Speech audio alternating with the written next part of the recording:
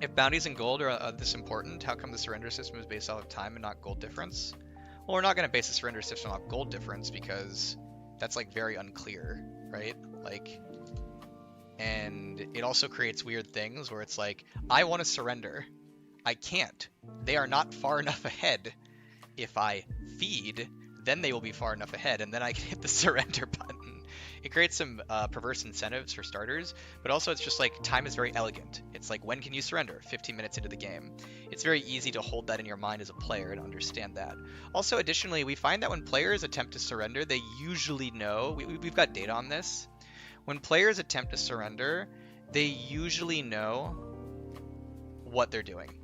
So what I mean by that is when surrender votes come up and like say they succeed, and then we like look at like the leads in those games and like the percent chance that that game would have resulted in like say a loss, like players are actually generally pretty in tune when they surrender a game with what would have happened from what we've seen.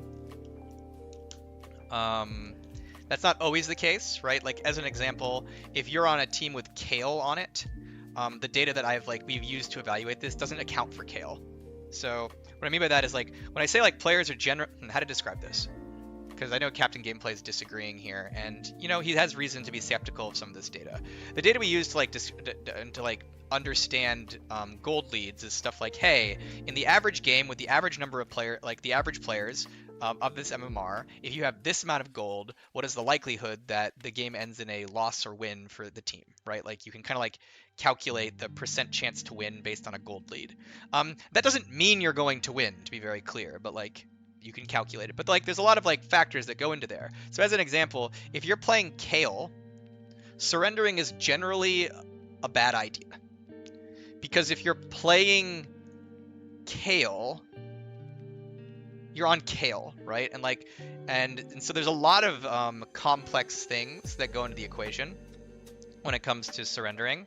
They're like, yeah, sometimes when people surrender, they're just totally wrong. But again, what we've seen is that generally players understand how far behind they are kind of intuitively. Doesn't mean they always get it perfectly, but yeah. So if people want to surrender at 15 minutes and you can get 4 people on your team that want to surrender, generally that means that like that game was probably in a rough spot and probably makes sense. Yeah. And then there's also like mental things that come in. Alpay69 mentioned it's like people stop trying when they're behind, which means you lose. And that's another thing. Like if you've got a team of people full of people who are trying to surrender, you're already less likely to lose purely because they're trying to surrender. Because when you're trying to surrender, you're already in a negative mindset. You already think you're going to lose. And that very often, not always, but very often means that you are more likely to lose. It's kind of like, you know, if you manifest your loss. This is why like a lot of people come back. This is why a lot of people like when people like come in here and they're like, August, I'm in loser's queue. I've lost 20 games in a row. Riot's out to get me. That feels bad. That's pretty unlucky. Probably one of the reasons you're in loser's queue is because you're the loser and you're tilted.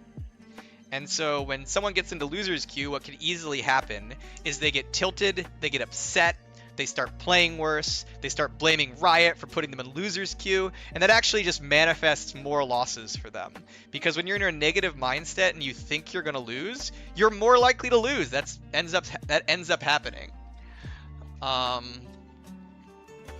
So yeah.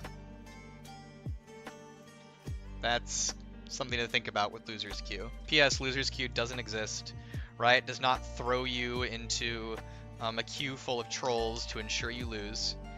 What we will do at times is if you're on a big win streak, we'll put Captain Gameplay in your game, and he will lock in something like Veigar support or Jinx mid, and he will be trying to win, but you might end up losing that game, is all I'm gonna say. So, yeah.